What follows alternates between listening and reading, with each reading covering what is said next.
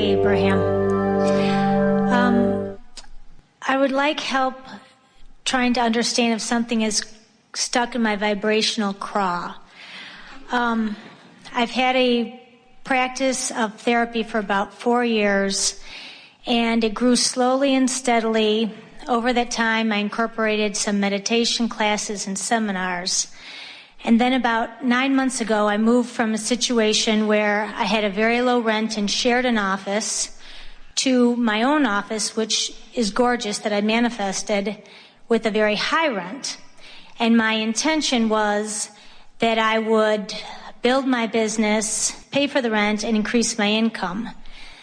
And I made this move before I was in alignment with this and realized afterwards. And I would like to come into greater alignment with my desire to have a thriving business. And I'd like some help with that. Well, tell us how you can be happy under these conditions. Well, and I've thought of that. How I can be happy is my husband's the main breadwinner for the family, so if I don't make a lot of money, I could do this for a couple years. So I'm not under... So I have leeway. Yes, I'm not under terrible stress. So why doesn't that boost you into instant happiness? Because I feel... Guilty because I made a bad decision. No, well, not that. I feel bad that I haven't gotten into alignment with it, but I feel like if I was making the money I made when I only paid a little bit of rent, I feel bad I'm not making the money.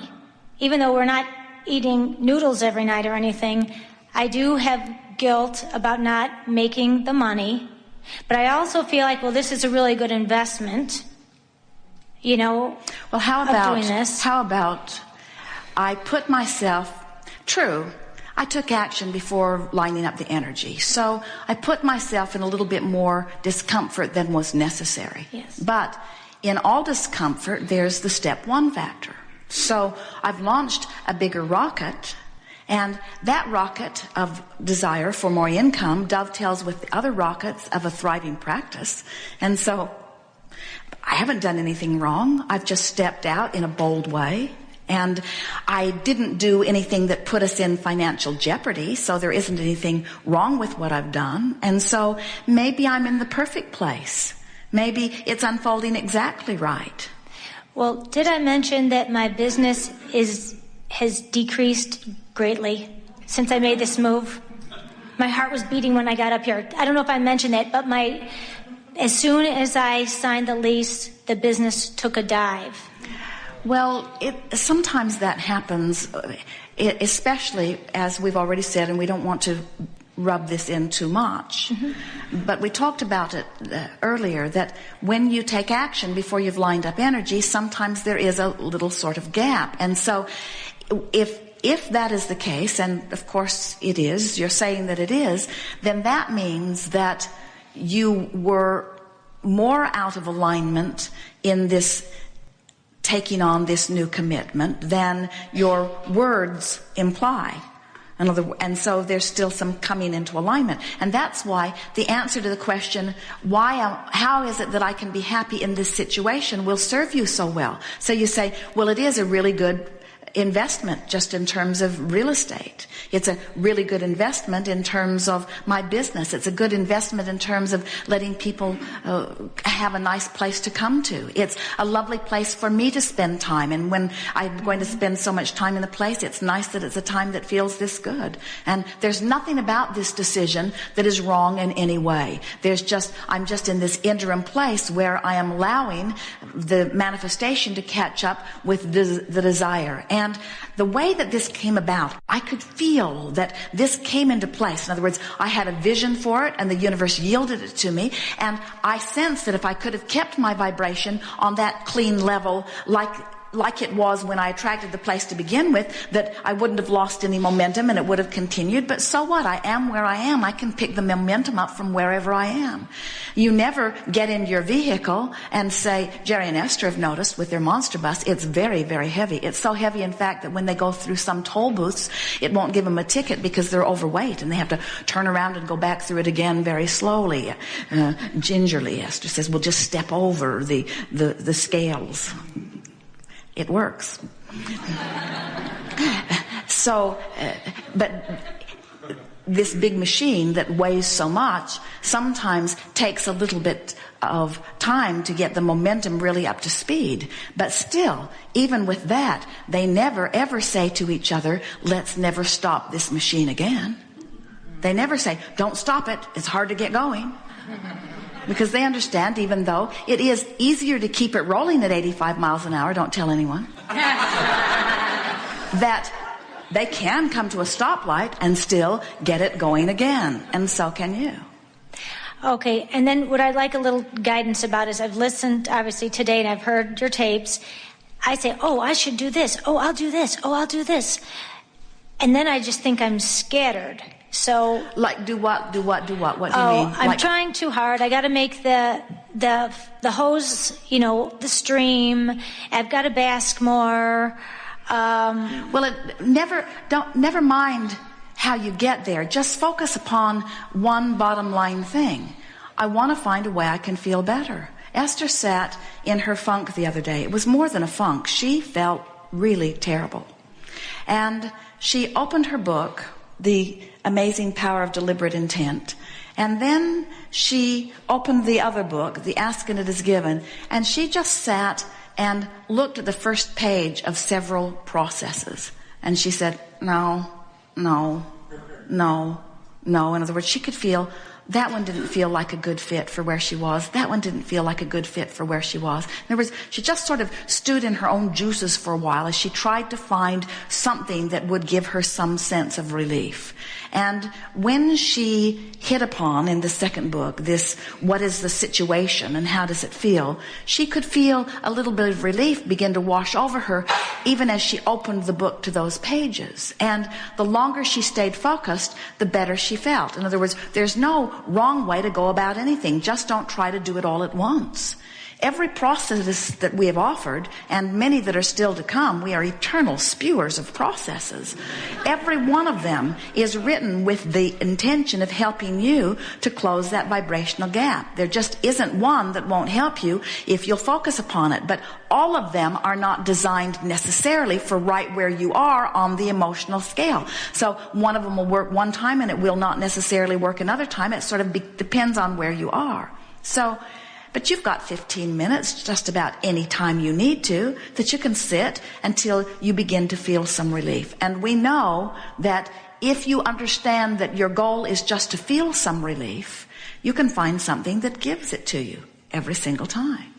The thing that we like about the majority of the discussions that we've had here today, because this is the work, is that it might make you feel a little lonely in the sense that there's really no one taking you by the hand and leading you to your better feeling like you want your mother to do, or like you'd like a dear friend to do, or a therapist to do. It really is inside personal work. But the really tremendous upside of that is that once you show yourself 2 or 3 times only how much better you can feel just by doing the work, now you're liberated forevermore. Now you're not afraid of going somewhere. In other words, there's a tendency to step out like you did and get stung a little bit, to decide, I'm never going to do that again. Oh boy, that was unpleasant. I'm never going to do that again. And we say, we don't want you to say, I'm never going to do that again. We want you to say, I'll probably do that again, but I'm going to do it differently. I'm going to have an ear to the ground and be more aware of the way I feel as I'm moving along, you see. You are a self-empowered being. And any self-empowered being, it includes all of you, who is not applying your self-empowerment doesn't feel that good, you see. But there is nothing to fill that void. Nothing to fill that void other than becoming self-empowered. Your mother can't feel it. When she tries, you resent her.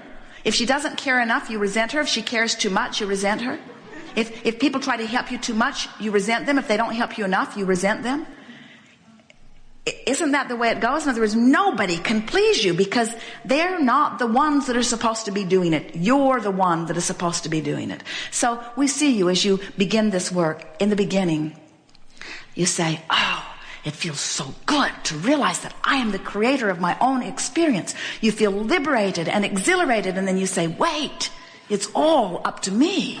So we see you at first exhilarated about the idea and then getting all timid about your ability or your worthiness to do this, you see. And we say, oh, just jump in and figure it out and stop making such a big hairy deal about it. In other words, just jump in and make yourself feel better, and then make yourself feel better again, and then make yourself feel better again, and then make yourself feel better again. And pretty soon you'll be so liberated that you won't fear not feeling good. We don't want to teach you to be afraid of negative emotion. We want you to be pleased that negative emotion is giving you vivid indication that you're not in alignment with something that you really want. We don't see you putting very many happy face stickers on the gas gauge of your car because you don't want to see the tank read empty. Oh, it's so disturbing to see that I'm out of gas. Jerry and Esther filled up the monster bus yesterday. $785. They need a happy face sticker on their gas gauge. So you suggest I go to the books and look through the processes and look for the inspiration for which one's going to fit me on that day. In that moment. Not on that day. Sorry. In this moment. In this moment. Okay, and then I just have another question. I've wondered, is this an issue of worthiness for me? Is this an issue of this has been a dream of mine since I was like 10 or 12. Is it an issue that I don't feel worthy, or that I don't feel worthy of my dream, or I don't feel worthy of the money, making the money? No, and no. Okay. Okay. No, I'm glad because Next question. Well, then what is it? Yeah, I guess what is it? Thank you. That's a good question. We thought it was extremely good. It is something that almost everybody does, and it is the thing that trips you all up more than all other things put together. It is that you've trained yourself to give more of your attention to what is than where you're going. What is just gets your attention. Where I'm at, where I'm at, where I'm at, where I'm at, where I'm at, where I'm at, where I'm at. Why can't I find a gardener that understands that he can't put copper sulfate on my stones? Why can't I find someone who understands that he should not use that kind of chemical anywhere near my stones? Why can't I find someone who understands that they shouldn't do that? Why can't I find someone who knows better? Why can't I find somebody that really knows what they're doing? Why can't I find somebody? Why can't I find somebody? Why can't I find somebody? Why can't I find somebody? Why can't I find somebody who can plumb my washing machine so that it drains properly? Why can't I find somebody? Why can't I find somebody? Why can't I find somebody? Why can't I find somebody? And so as you observe where you're at and you activate a vibration about where you are, the universe cannot give you anything other than what's activated within you. It's just a matter of looking so keenly at what is that it's the dominant vibration, you see. It's interesting because we see many of you, before you have any business at all, imagining one. And in your imagery, it's pure. 20 years down the road, remember? Bright, wide open, pure vibration. And then you begin framing it up in your mind. Oh, it will look like this, and it will feel like this, and people will come, and we'll interchange activity on this way, and it will be profitable for me in this way and beneficial to them in that way. Pure energy, pure energy, pure energy, pure energy, pure energy. And so the majority of your creations, whether it's a relationship you're building, an empire you're building, no matter what it is, the bulk of it is built in the ethers long before you gather the first board and build the first structure. In other words, you have created something magnificently, and it's over there in vibrational escrow just waiting for you. So then you move into the building, and almost the moment that you move into the building, your vibration is not as pure as it was while you were dreaming it, because now you've got a building to maintain. Now you've got a building to pay for. Now you've got a building to justify. Now you've got a building that you need to do the work in order to justify being there. In other words, you want your business to catch up with your building, so to speak. And or as you get employees, then you have, in other words, it's easier to be pure in your vibration when it's all in your mind than when you've got this business that you're now focused upon.